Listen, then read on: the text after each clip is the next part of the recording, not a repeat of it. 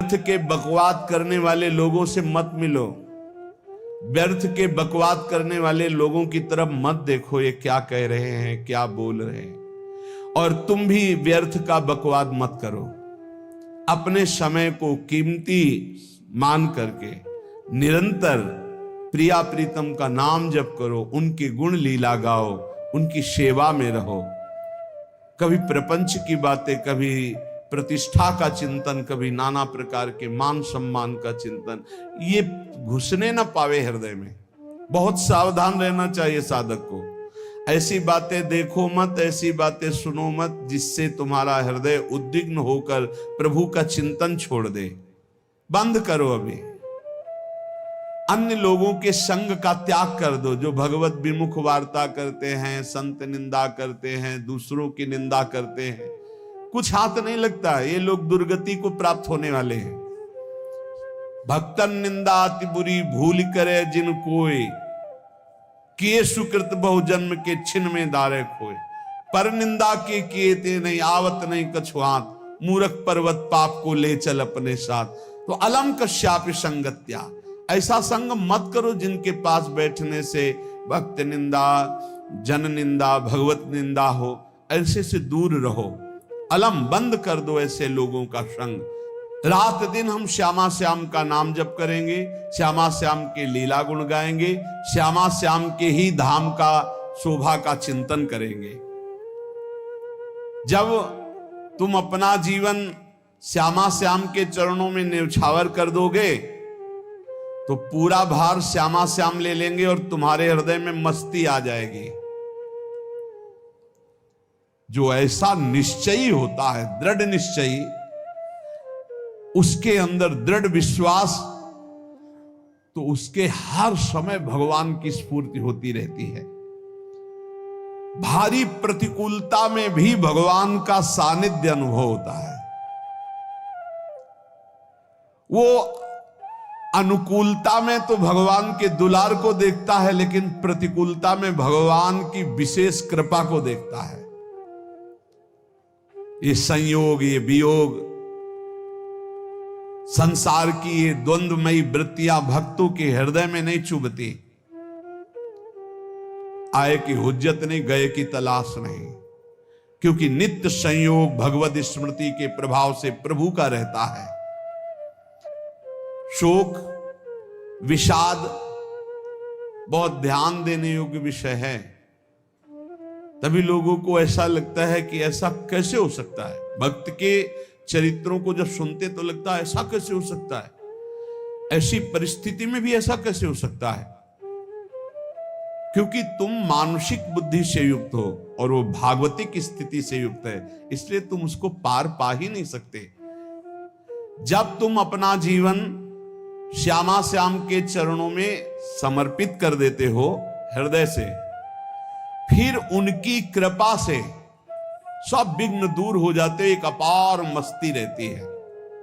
नहीं तो शोक, विषाद, दुख, क्लेश, कष्ट, संताप, भय, उद्वेग, ये सदैव सताते रहते हैं। इसी से डिप्रेशन होता है। बार बार नकारात्मक चिंतन, शोक, विषाद, दुख, चिंता, क्लेश, संताप, भय, उद्वेग, यही पूरे मानसिक स्तर को नष्ट कर देते हैं। उत्साहहीन जीवन हो जाता है। जब तुम श्यामा श्याम को समर्पित हो जाते हो तो ये सब प्रवेश भी नहीं करते, एक अपार मस्ती बनी रहती है। अब क्या होगा? श्यामा श्याम जो करेंगे वही होगा। श्यामा श्याम पता नहीं कैसा करे, नहीं, वो सदैव मंगल भवन है, वो जो करते महामंगल होता है। यह निश्चय उपासक के हृदय में आ जाना चाहिए। इसलिए अपना सारा मन, सारी बुद्धि, सारा जीवन, प्रत्येक श्वास प्रभु को अर्पण कर दो, फिर देखो तुम निहाल हो जाओगे। दुख, शोक, विषाद, क्लेश, कष्ट, संताप, भय, उद्वेग, ये उसी को व्यापते हैं जिसने अपने जीवन को प्रभु के चरणों में अर्पित नहीं किया।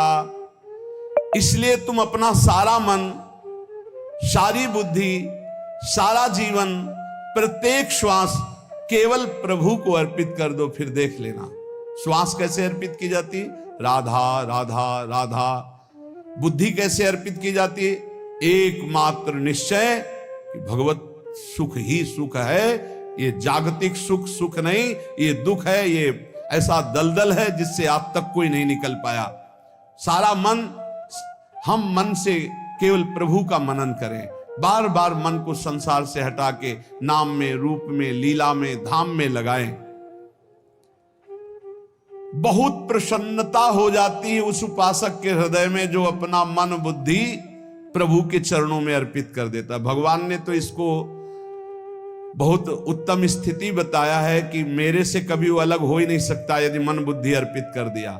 मय्येव मन आधत्स्व मयि बुद्धिम निवेशय, तो निवश्य मय्येव अत ऊर्ध्वं न संशया, बिल्कुल संशय नहीं, वो मेरे में ही निवास करेगा जिसने मन और बुद्धि अपनी मेरे में अर्पित कर दी। बहुत प्रसन्नता रहेगी उस उपासक के जीवन में जो अपने आप को मन बुद्धि सहित प्रभु के चरणों में समर्पित कर दिया है। भगवान का आश्रय लेने वाले की पहचान है हर परिस्थिति में प्रसन्न रहना। देखो आप भगवद आश्रित हो कि नहीं, देखो अनुकूल परिस्थिति में तो सब प्रसन्न रहना, लेकिन प्रतिकूल परिस्थिति में प्रसन्न रहना ये भगवान के भक्तों का लक्षण है। हर परिस्थिति में प्रसन्न रहना ये भगवान के भक्तों का लक्षण है। आनंदगन भगवान का आश्रय मिलते ही आनंद छा जाता है हृदय में।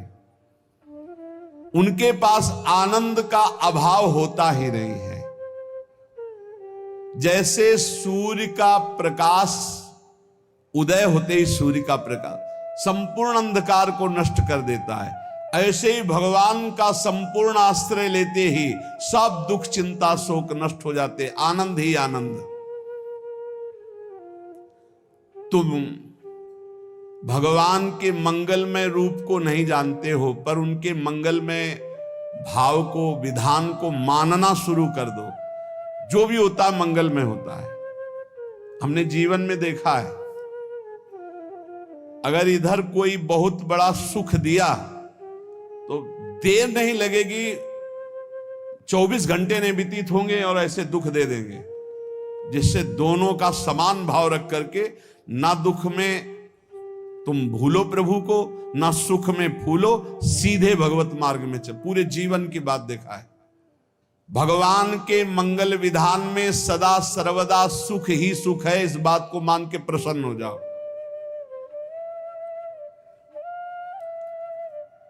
जब भगवान का भजन करने वाले की तन्मयता बढ़ती है भजन में, तो द्वेषी जन अपने आप तैयार हो जाते हैं। भक्त कभी किसी से द्वेष नहीं करता, अपने आप वो द्रोह करने लगते। तो नरसिंह मेहता जी से बहुत गांव के कई लोग थे जो जलते थे, ऐसे जलते थे कि अब क्या करें, कैसे मिटा दे नरसिंह मेहता जी को। अब उपाय तो मिल नहीं रहा था। तो एक दिन संतों की मंडली आई और उन्होंने कहा कि हम रास्ते में कोई चोर आदि धन ना ले ले, इसलिए यहां से किसी की हुंडी चलती है क्या द्वारिका में? पहले ऐसा था। बोले हाँ हाँ, हमारे यहां बहुत बड़े सेठ हैं नरसिंह मेहता जी, पर आप कहोगे वो मना कर देंगे। कई बार कहोगे, अगर वो स्वीकार कर ले तो वहां। और उनका लक्ष्य था कि नरसिंह मेहता जी की तो खाने की भी सुविधा नहीं थी, हुंडी कहां की बात आई। उनका था कि जब वो ना कहेंगे तो संतजन नाराज हो जाएंगे, अगर हाँ कह दिया तो वहां हुंडी चुकेगी नहीं, तो संतजन अपने आप इनको शाप दे देंगे, अपराध बन जाएगा, ये नष्ट हो जाएंगे। संतों को भेजा नरसिंह मेहता जी ने, सबकी दंडवत की, चरण पखाड़े। तो उनका ये इतना रुपया है, द्वारिका में साधु सेवा हम करेंगे, वहां तुम्हारी हुंडी चलती है तो आप अरे उनका आप कहाँ भूल रहे हो, यहाँ खाने की भी व्यवस्था। बोले हमें सब पहले से बता दिया गया कि आप मना करोगे, बार बार मना मत करो, हमें पता है। तो उन्होंने ठाकुर जी की तरफ देखा, बोले क्या लीला है प्रभु, संतों से हम क्या कहें, ये ले रुपए। उस समय स्वर्ण की मोहरें चलती थी, बेच के बाजार से खूब उन संतों को पवाया, उन्हीं संतों की सेवा की। और उनका अपने सेठ का नाम तो बताओ जहां हमें जाके हुंडी मिलेगी। सेठ, सावल सा सेठ। संत जन गए वहां, पूछा कि नरसिंह मेहता जी का जिन सेठ से परिचय, उनका नाम सावल सा सेठ, उनकी गद्दी कहां है? तो जो कुछ भक्त थे वो द्वारिकाधीश की तरफ संकेत करते कि वही हैं। बोले नहीं नहीं, वो सेठ है, उनकी गद्दी चलती थी। पूरी बाजार में कहीं कोई। अब संत जन एकांत में होकर के बहुत विचलित हुए, क्या हमारे साथ धोखा हुआ? नरसिंह मेहता जैसा संत क्या धोखेबाज हो सकता है? देखो, संशय तो बहुत विचित्र होता है। बड़े बड़ों को संशय हो जाता है। जब भगवती सती जी को संशय हो गया, राम जी को, हे खग हे मृग हे मधुकर श्रेणी, ऐसा पूछते हुए कि सच्चिदानंद कैसे हो सकते, तो किसी को हो सकता है, क्योंकि वो बुद्धि की अधिष्ठात्री देवी है। जो ही उनके मन में ऐसा आया कि क्या हमारे साथ धोखा हो रहा है, इतने में ही देखा, जय हो सावल सा सेठ की। वो कहा सावल सा सेठ? तो देखा बढ़िया मुनीम जी उनके साथ, सेठ बस्ता लिए हुए मुनीम जी, सरकार इधर से चलो। तो उनका सावल सा सेठ आपका नाम है? संतों ने कहा। बोले हाँ। बोले नरसिंह जी? हाँ। बोले आपकी हुंडी आ गई है। हुंडी एक कागज में लिखा कि ये हमारे सेठ जी को दे देना। वैसे लोग मुझे माखन चोर कहते, कोई कुछ कहता, लेकिन आपने सेठ बना दिया। जब आपने सेठ बना ही दिया तो आप कभी परवाह मत करना दो। और ये सेवक आपकी सेवा में सदैव तत्पर है। भगवान ने ऐसा लिखा। जो भगवद आश्रित है, एक बार ये चलता रहता है, जो संत जन होते हैं उनके विरोधी अपने आप बन जाते हैं। किसी से कोई मतलब नहीं, अपने आप विरोधी बन जाते हैं। कबीरदास जी का पूरी काशी में यश था। भजन करने वाले महापुरुषों का यश बढ़ता है जब, तो जो भजनहीन होते हैं उनके हृदय में जलन पैदा हो जाती है और वो उनको विविध प्रकार से फंसाना चाहते हैं, उनको कष्ट देना चाहते हैं। तो कबीरदास जी के यश को धूमिल करने के लिए कुछ ब्राह्मणों ने एक रचना रची। मुड़ मुड़ा के कबीरदास जी के शिष्य बन करके पूरी काशी के सब आश्रमों में निमंत्रण दे आए। कल भंडारा है, संत सेवा है, सबने स्वीकार किया। कबीरदास जी अपनी दिनचर्या करके निकले तो संत मंडली आने लगी। बोले कै बजे सेवा है? साधु सेवा। बोले कौन सी साधु सेवा? बोले कल आपके शिष्यजन निमंत्रण दे के आए, पूरी काशी के सब संत आ रहे हैं। कबीरदास जी ने कहा यहाँ तो एक की भी व्यवस्था नहीं, पूरी काशी के संत आ रहे। अच्छा, समझ में आ रहा है, लीला बिहारी तुम लीला करना चाहते हो। गए अपना निकल गए गंगा किनारे, एक झाऊ के नीचे बैठकर अपना भजन ध्यान में मगन है। 11-12 बजे तो उन्होंने देखा संतों की मंडली, काशी तो बहुत। कबीरदास जी ने देखा कि आश्रम की, तो बोले पता नहीं क्या होगा, चलो चलते हैं। तो ऐसे गमछा वस्त्र करके ऐसे डालकर मुंह ढक करके, वहां बड़ी बड़ी पंगत लगी थी। कबीरदास जी सबको पाओ जी पाओ। कबीरदास जी के रूप में स्वयं भगवान पाओ जी पाओ। कबीरदास जी ने कहा अच्छा, जब स्वामी परस रहे तो हम भी बैठ के पा ले।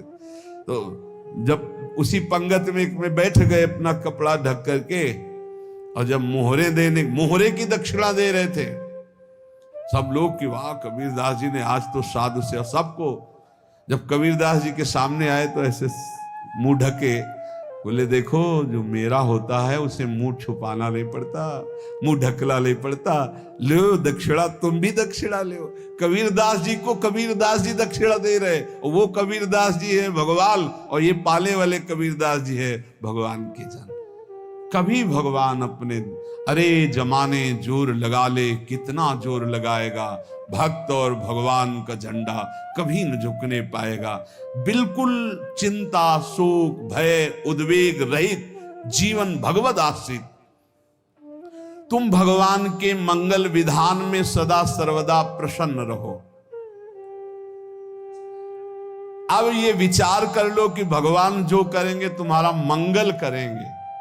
अब थोड़ा ऐसा बीच में लगता है कि अमंगल हो रहा है क्या, लेकिन पक्का समझो बहुत बड़ा मंगल उनका विधान होता है। बहुत ही उत्तम मंगल होता है भगवान के शरणागत का। भगवान हमारे विचारों वाले नहीं है, हमारे विचार प्राकृतिक है, भगवान के विचार चिदानंदमय है। वो अपने विचार से हमारा मंगल करते हो, हम अपने विचार से मंगल चाहते हैं। भगवान के विचार से मंगल ही हमारा होगा, इसलिए कभी हमको चिंता शोक भय नहीं करना चाहिए। भगवान की ओर से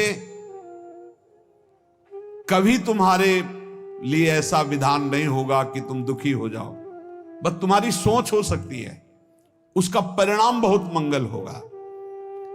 जगत की ओर से निराश हो जाओ, किसी से आशा मत रखो, फिर आप देखो आपका जीवन कैसा आनंदमय व्यतीत होता है। ये जो जगत की आशा है यही दुख प्रदान करती, सच्ची जगत की आशा ही दुख प्रदान करती है। अगर जगत से कोई संबंध न रखा जाए और भगवत भाव में रहकर तो बहुत अच्छा जीवन चलेगा। अपने कर्तव्य का पालन करो, परिवार को भगवत स्वरूप मानकर पोषण करो, किसी से कोई संबंध मत रखो, कोई आशा मत रखो, यही अध्यात्म सिखाता है। अपने आप भगवत स्वरूप, सबका व्यवहार मंगलमय और आपका जीवन मंगलमय। अपने घर में ऐसे रहो जैसे किसी अतिथि के घर में रह जाता है, चलना है, यहां से जाना है।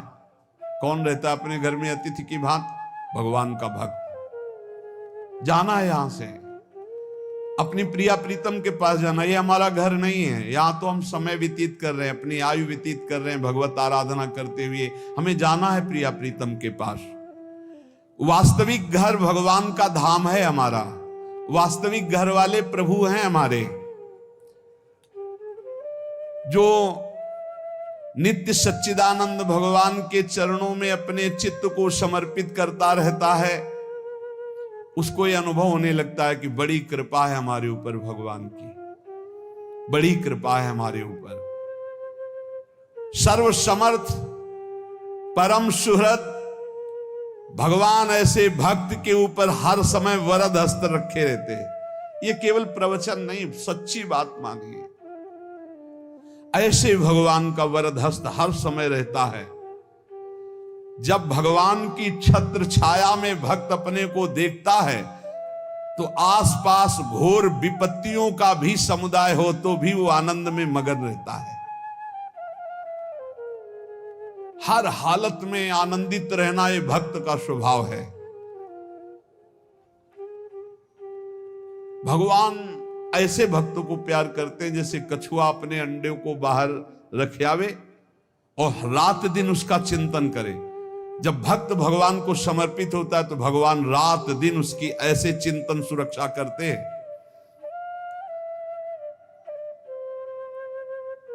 अभय ये दैवी संपदा का पहला गुण है। ये भगवान के शरणागत पर जागृत हो जाता है, वो भयभीत नहीं होता, किसी भी उससे भयभीत नहीं होता। यही डरपि हरिवंश हित जिनो भ्रमय गुण सलिल पर। इस डर से डरते रहना चाहिए कहीं गुण रूपी पानी में फिसल न जाए, नहीं तो गलती हो सकती है। साधक सावधान रहे। ये अभय दैवी संपदा का सबसे बड़ा गुण है। जो भयहारी भगवान की शरण में आ जाता है तो उसके अंदर ये अभय प्रकट हो जाता है। अगर कहीं तुम्हें एकांत में भय लग रहा है, एक आदमी तो एकांतिक में आए थे, वो कह रहे थे कि हमें हर समय भय लगा रहता कि कोई हमारे पीछे है, अंधेरा तो लगता कोई खड़ा है, मैं जीना मुश्किल हो गया, ऐसा भय। देखो ये मन कैसा है, भगवान से विमुख होने पर कैसे डरवाता है। वो कह रहे हर समय मुझे डर लगा रहता है, कोई सामने खड़ा है, कोई पीछे खड़ा है, ऐसा भय लगने लगता है।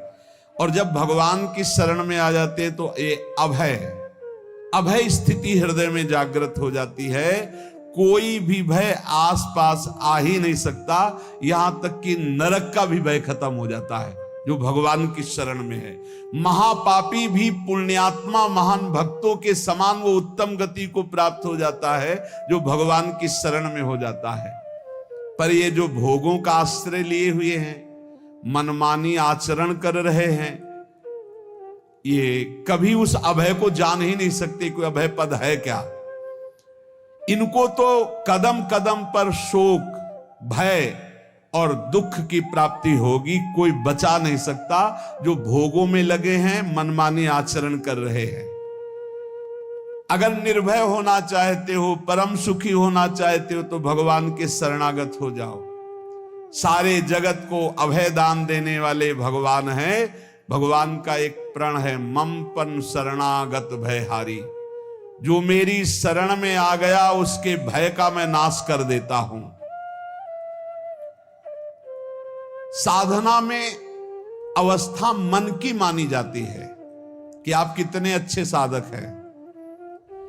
यदि आपका मन भगवदाकार है, हर समय भगवत चिंतन चल रहा है, आपके स्वप्न भागवती का रहे हैं, आपके विचार भागवतिक हैं, तो आपकी अच्छी साधना हो रही। और यदि आपके स्वप्न गंदे आ रहे हैं, क्योंकि स्वप्न में मन का ही सारा खेल होता है, और आपकी चिंतन वृत्ति वासनात्मक चल रही, तो अभी साधना का प्रभाव मन पे नहीं पड़ा है।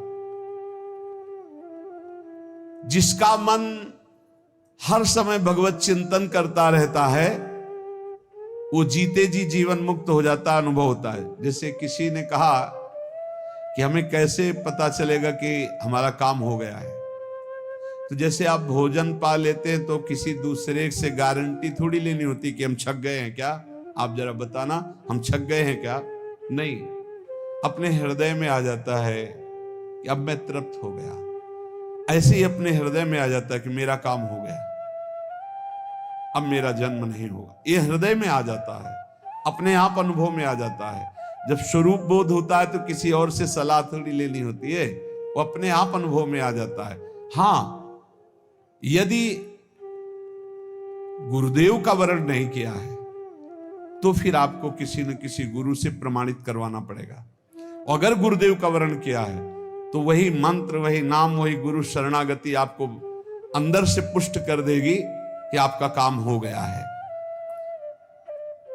विषय चिंतन करता हुआ मन विषय आसक्ति को प्राप्त होता है। विषय आसक्ति को प्राप्त हुआ मन बार बार जन्म मरण और नरक को प्राप्त होता है। बस ये विषय चिंतन हटाना ही प्रमुख कर्तव्य साधना का है। बार बार मन को विषयों से हटा करके प्रभु के नाम में लगाओ, प्रभु के रूप में लगाओ, प्रभु की लीला में लगाओ। जहां भगवान प्रकट होते हैं वहां परमानंद की बाढ़ आती है। पर ये ध्यान रखें, गुलाब का फूल कांटों में खिलता है।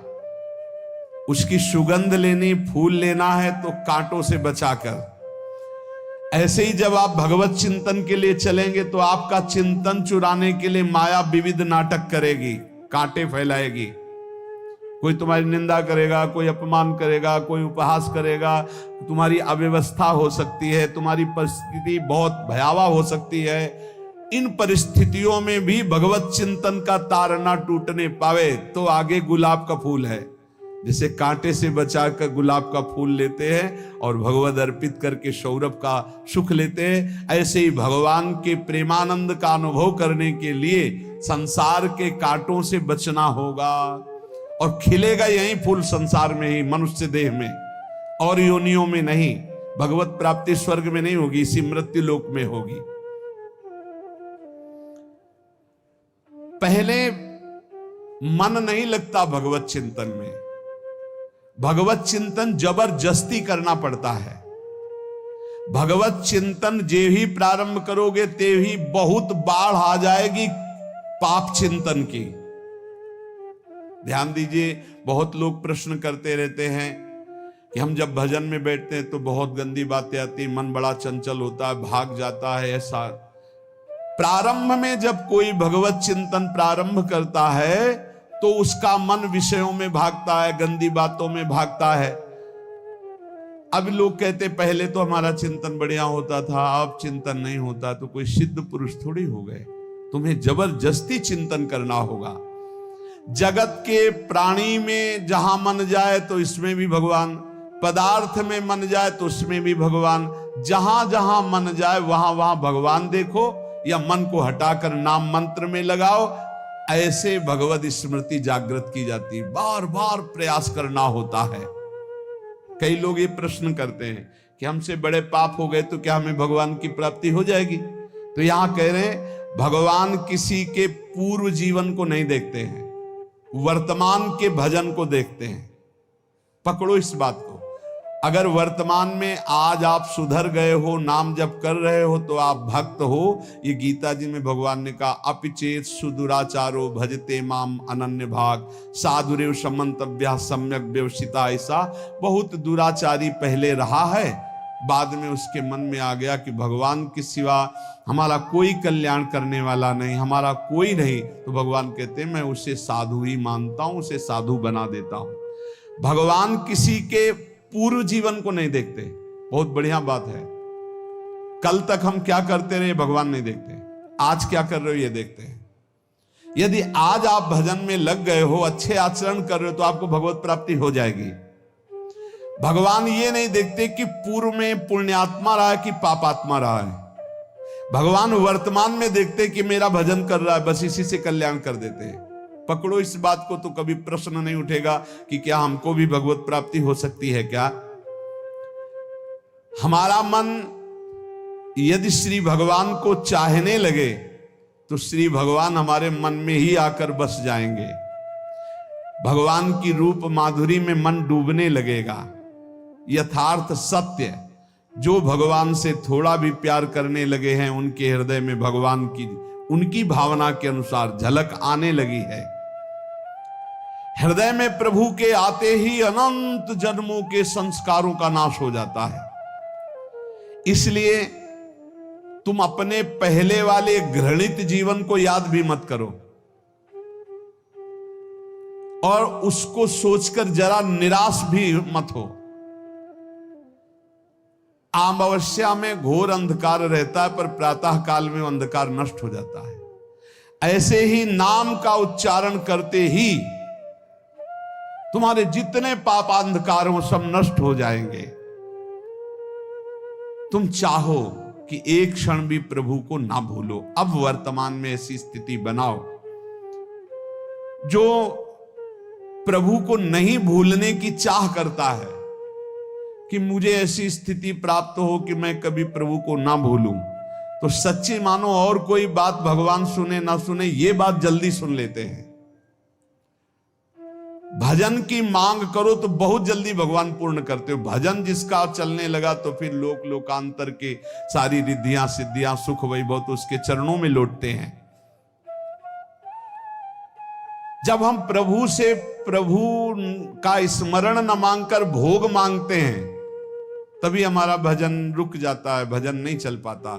यदि हम प्रभु से केवल भजन मांगे तो विश्वास करो ब्याज में सब हो जाएगा। मूल भजन तो आपका बचेगा ही, ब्याज में लोक लोकांतर के भोग आपके चरणों में लुटते घूमेंगे। आप भजन करके तो देखो। अरे घिघियाने की जरूरत नहीं, किसी से मांगने की जरूरत नहीं, भजन करके देखो, सब ठीक हो जाएगा, सब अपने आप बन जाएगा।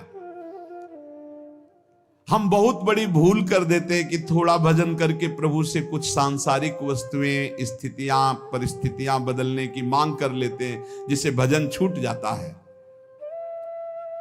प्रभु की स्मृति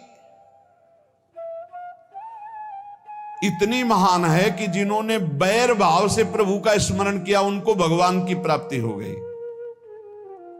जैसे कंस आदि भगवान से बैर ही तो रखते थे, लेकिन भगवान की स्मृति रहती थी। स्मृति ने उनको भगवत प्राप्ति करा दी। स्मृति में महान सुख है, पर वो जब भक्ति रस से युक्त स्मृति होती तब माधुर्य रस, प्रेम रस का अनुभव होता है। कल्याण तो वैर भाव से स्मरण करने वालों को भी प्राप्त हो गया। यदि आप भक्त हो और ये चाहते हो कि आपकी भागवती की स्थिति बहुत जोर की हो, तो हम आपसे प्रार्थना करते हैं कि रोज प्रभु से एक ही बात मांगिए, मुझे अखंड स्मृति दीजिए। अर्जुन जी को पूरी गीता जी सुनने के बाद यही मिला, नष्टो मोहा स्मृति लब्ध्वा। स्मृति,